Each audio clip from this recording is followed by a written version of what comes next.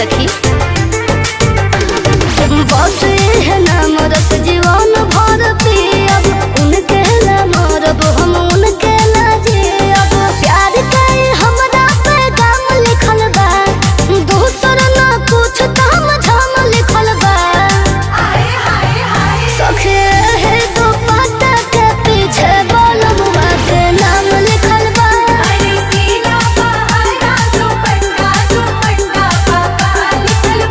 हरे है दो पत्ता के पीछे बोलबुआ के नाम लिखल बा लो देख लो।